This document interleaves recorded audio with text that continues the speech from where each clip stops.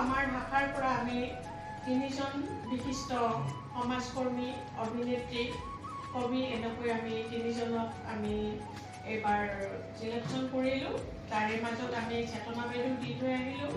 এইবাৰ আমাৰ আটাইৰে মৰমৰ শ্ৰদ্ধাৰ আমাৰ প্ৰাক্তন উপসভাপতি শ্ৰীযুত হৰি কাকতিদেৱ, তেখেতক মই এখন ফুলাম গামোচাৰে সম্বৰ্ধনা জনাবলৈ মই আদৰণি জনাইছোঁ আমাৰ শাখাৰ মাননীয় সভাপতি শ্ৰীযুত প্ৰণৱ শৰ্মাদেৱ।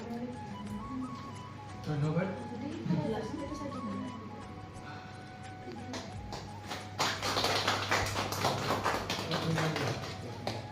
এটি জাপিৰে মই তেখেতক সম্বৰ্ধনা জনাবলৈ আমাৰ প্ৰাক্তন সভাপতি, আমাৰ আটাইৰে শ্ৰদ্ধাৰ মাননীয় শ্ৰীযুত ৰুদ্ৰ শৰ্মাদেৱ।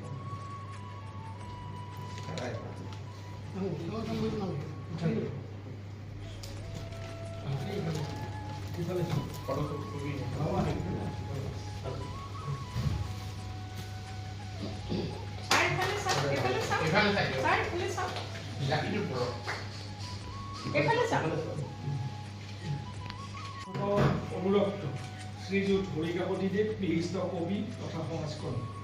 কৃষ্টিৰ পথাৰত সৃষ্টিৰ পাতনি মেলিবলৈ প্ৰকৃতিয়ে সেউজীয়া পোচাক পিন্ধাৰ এই মহেন্দ্ৰখনত আপোনাক যাচিছোঁ হিয়া ভৰা শুভকামনা। বহাগৰ বৈভৱেৰে ৰঙালী ৰঙেৰে আপোনাৰ মন প্ৰাণ বছৰটোলৈ উজ্জীৱিত কৰি ৰাখে।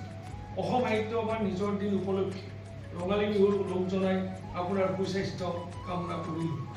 আপুনি সানন্দে এশটা শৰৎকাল অতিবাহিত কৰক, তাৰেই কামনাৰে বসন্ত কুমাৰ গোস্বামী, সভাপতি অসম সাহিত্য সভা, দেৱজিৎ বৰা, প্ৰধান সম্পাদক অসম সাহিত্য সভা, প্ৰণৱ শৰ্মা, সভাপতি হেঙেৰাবাৰী শতদল শাখা সাহিত্য সভা, কল্পনা লকৰ, সম্পাদক হেঙেৰাবাৰী শতদল শাখা সাহিত্য সভা।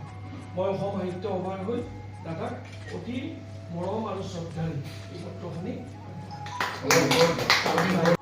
আমাৰ হেঙেৰাবাৰী শতদলৰ তৰফৰ পৰা এই যে অনুষ্ঠানটো মোৰ ঘৰত আহি কৰিছে, এই সম্বৰ্ধনা অনুষ্ঠানটো মই অতিকে আপ্লুত হৈছোঁ আৰু আপোনালোকক আমাৰ সদস্য সকলোকে মই আন্তৰিক কৃতজ্ঞতা আৰু অভিনয়